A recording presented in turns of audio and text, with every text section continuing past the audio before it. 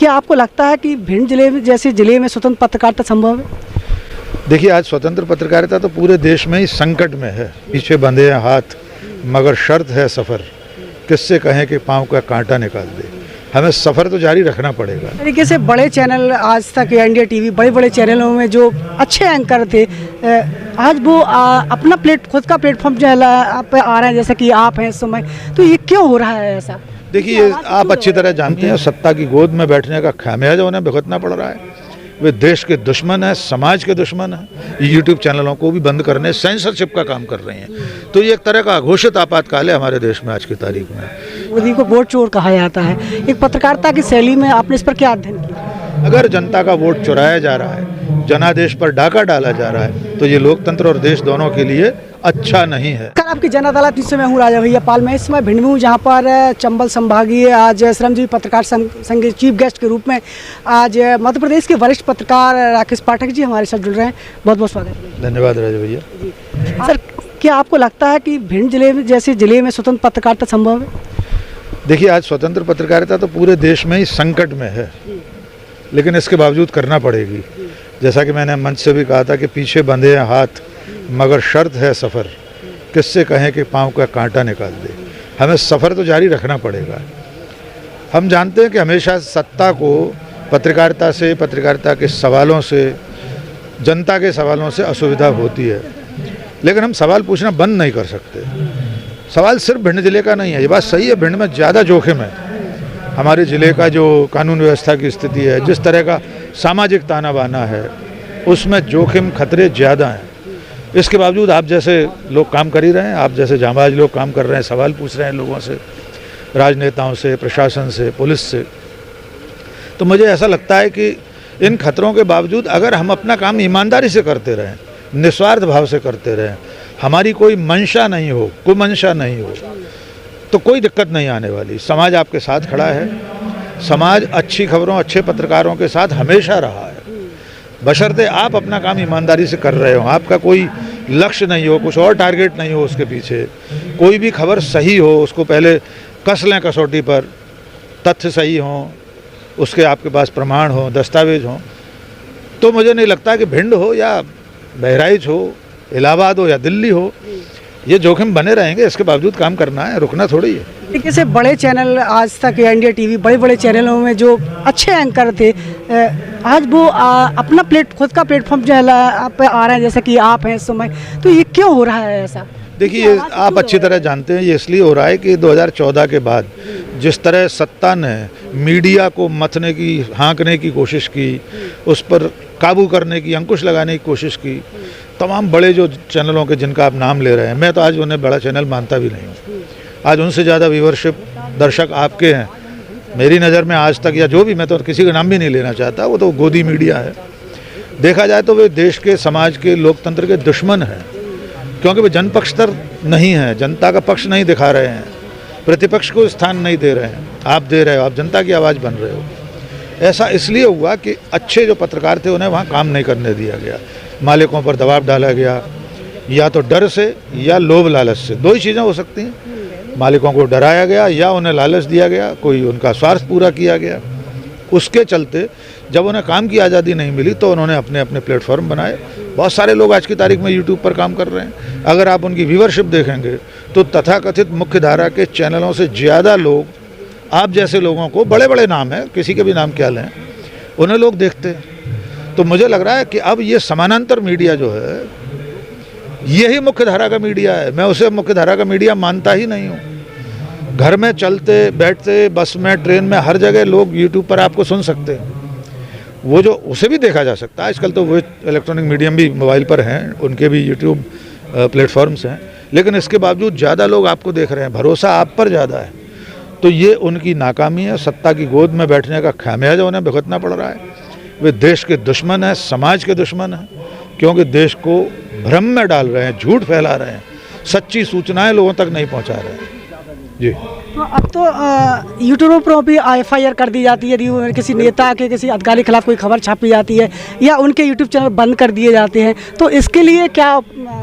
देखिए, इसके लिए देश का कानून है, कानून में लड़ना पड़ता है, लेकिन स्वाभाविक है कि जब सरकार को ऐसा लगा कि ये जो पैरेलल मीडिया, समानांतर मीडिया है, अब ये उससे सवाल करने लगा है, कटघरे में खड़ा करने लगा है, तो अब इस पर अंकुश लगाओ।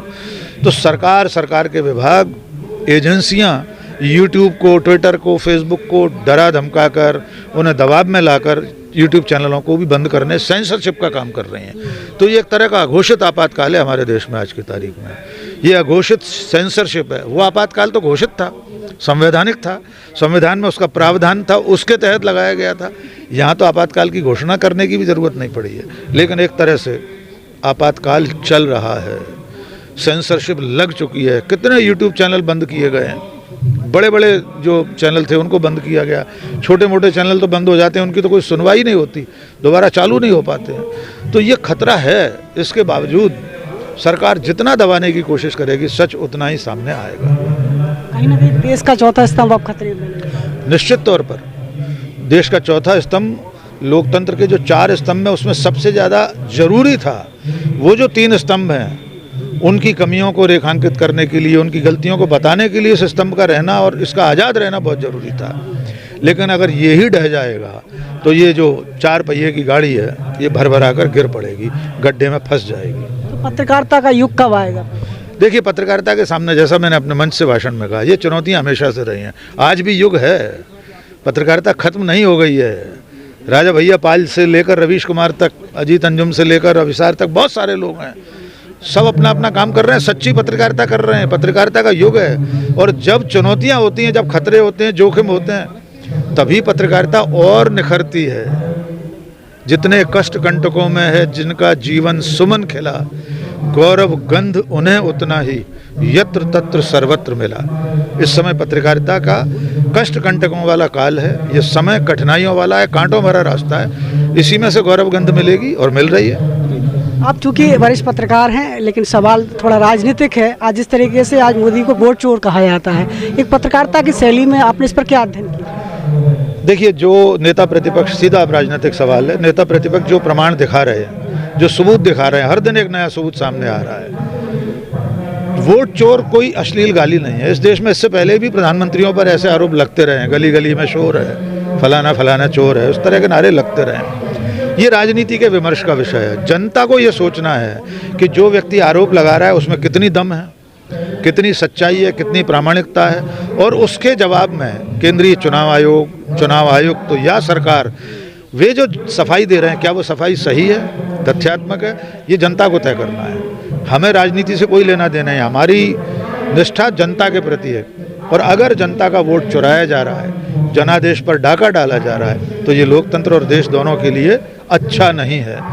कोई भी नेता अगर उसका खुलासा कर रहा है तो आप अपने विवेक से उसे कसिए कसौटी पर कि सही कह रहा है कि गलत कह रहा है। राकेश पाठक जी, जिस तरीके से आपने कहीं ना कहीं चंबल में ही जन्म लिया है, चंबल के शेर कहे जाते हैं समय पत्रकारिता जगत में आप, तो आपकी सफ़र की शुरुआत कैसी हुई और कैसे इस मुकाम तक आप पहुँचे?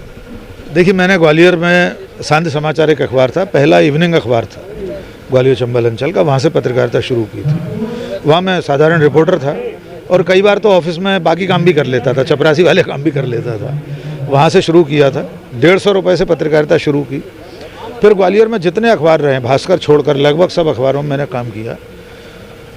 मूल बात यह है कि खबर को खोजने की ललक, एक जुनून, वो होना चाहिए। मुझे नहीं मालूम मुझ में कितना था, लेकिन मैंने कोशिश की, हर दिन एक नई खबर खोज कर लाने की कोशिश की। हर दिन बाईलाइन स्टोरी छपती थी, धीरे धीरे करके संपादक बन गया। फिर वो लंबा 35-36 साल का सफ़र है। मैंने ऐसा कुछ विशेष कुछ नहीं किया है, काम करते करते यहाँ तक पहुँच गया हूँ। इसमें कुछ भी खास नहीं है, ना कोई शेर होने वाली बात है, ना कुछ है। लगता है कि जैसे आप काम कर रहे हैं वैसे मैं कर रहा हूँ। काम के क्षेत्र अलग हो सकते हैं।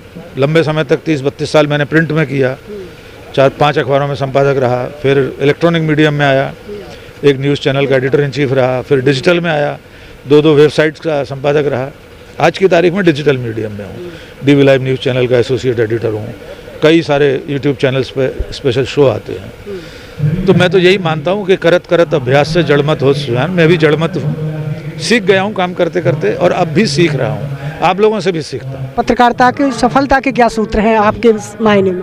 पत्रकारिता की सफलता का कोई विशेष सूत्र नहीं है, कोई लिखित किताब, कोई औपचारिक सूत्र इसके नहीं है। एक ही सूत्र है, मेहनत और ईमानदारी। सूचना की सच्चाई, जनता की पक्षधरता, आपको अपने पाठक और दर्शक के प्रति ईमानदार रहना है। इससे ज़्यादा और कोई सूत्र है ही नहीं पत्रकारिता के लिए। तो ये थे राकेश पाठक जी, वरिष्ठ पत्रकार हैं। बहुत अच्छे अनुभव हमें मिलते हैं। जुड़े रहिए हमारे साथ। नमस्कार, बहुत बहुत धन्यवाद।